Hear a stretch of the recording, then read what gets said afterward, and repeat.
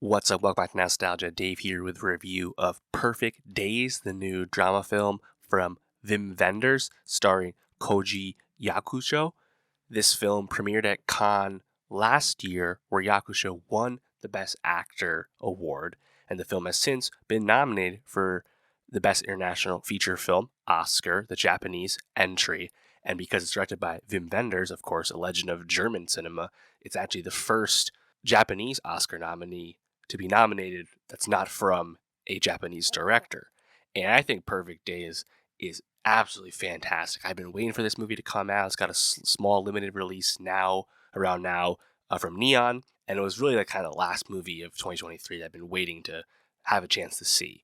And I think this movie definitely lived up to the hype for me. I think it's really excellent. It's very well done, and I think it just really moving. Honestly, I thought it was pretty profound for a movie that it's not like a expert or like intricate script by any means, but I think Yakusho's central performance, where he basically carries every frame. He's effectively the only main character in the movie. Like, there's very little supporting character work in the film, and he just carries this movie. And I think just what the themes of the movie is are very effective. So, big fan of Perfect Days, and I think just the central conceit of it, where Yakusho plays Hirayama, a older man living alone in Tokyo, living under the shadow of the Tokyo Sky Tree. So, pretty centrally located for sure.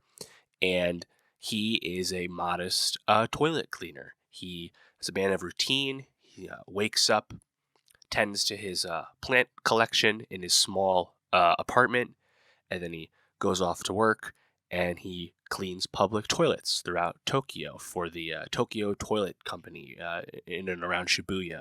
And he's very meticulous, he's very dedicated, he cares about his work, and he seems to really be a man of routine. Like, he'll buy a coffee at the vending machine outside his place every morning before he gets to work. He's always on time.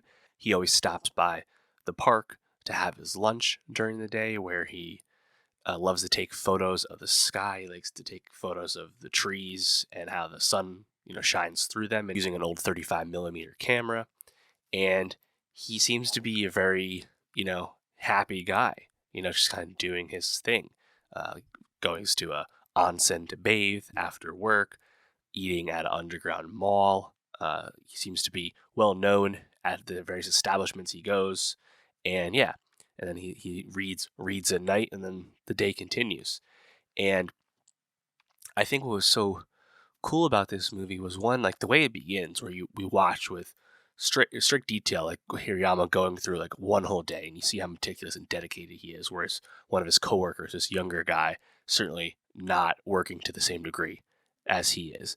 Also, I think the fact that he's so softly spoken, like he very rarely speaks, to the point that his coworker actually mentions that we don't know his voice. And I think as the audience member, I'm watching, I'm like, wait, have we heard him speak yet? Don't know. And of course, he does speak in the movie plenty of times, but he's very patient person.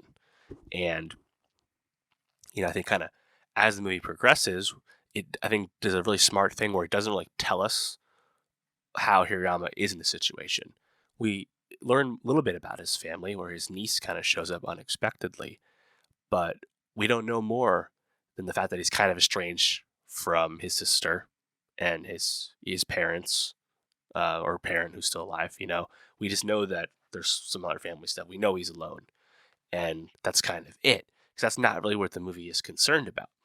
And the movie also, I think, has some really awesome needle drops. Unsurprisingly, Lou Reed's Perfect Day, I think, is used in a sublime way, to be honest. And then, of course, you have Nina Simone's Feeling Good at the very end of the film.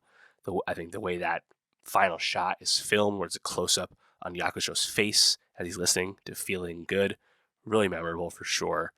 And, I think the conversations that Hirayama has with his niece, I mean, the kind of the quote of the movie, "Next time is next time, now is now." I think that'll really stick with people when you see that.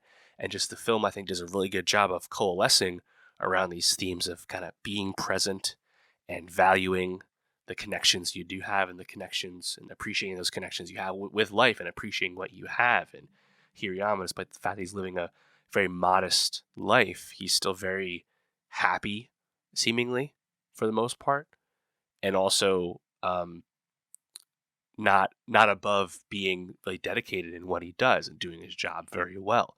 When people come in to pee, when he's mid job cleaning, he respectfully lets them in and waits for them to finish. When he finds a kid crying alone in a toilet, he takes the kid by the hand and finds the mom. Even the fact that he doesn't really get a lot of thank yous for his work. Um, I think something that really brings a smile to your face is when he discovers a hidden piece of paper in one public toilet that is actually just a tic-tac-toe board written in pen that had been begun, and he plays tic-tac-toe to completion with a complete stranger, and he never meets the stranger. And again, that's the kind of movie Perfect Days is, where we don't meet the stranger. There's not this big epiphany, this big meeting, where it's not some person we saw in the background before. It's not nothing like that, right? Just the way, like, when he meets his niece doesn't, like, help him blossom and find himself in his older years. That's not what the movie's concerned about. If anything, she takes more to him, despite the fact that he's someone who listens to analog media, something she doesn't understand, for example, right? So, yeah, I mean, I think just the movie it's a humble movie featuring a humble protagonist, and it just made me feel really good, to be honest. I don't have any experience with Wim Wenders' movies. Obviously, he's been making movies for decades on end, and this is his first movie since, I believe, 2017, so it's been some time. But I think for a modern story set in Tokyo, I mean, this really knocked me out, to be honest. I think it definitely really nails the themes it's going for. And Koji Yakusho, again, like, that performance from him is fantastic. Like, it's so good, so great that he won the award at Cannes. It's so well deserved. And yeah, let me know, how did you feel about Perfect Days? What sticks with you most that you saw in it? And for more movie reviews, subscribe, and I'll see you next time.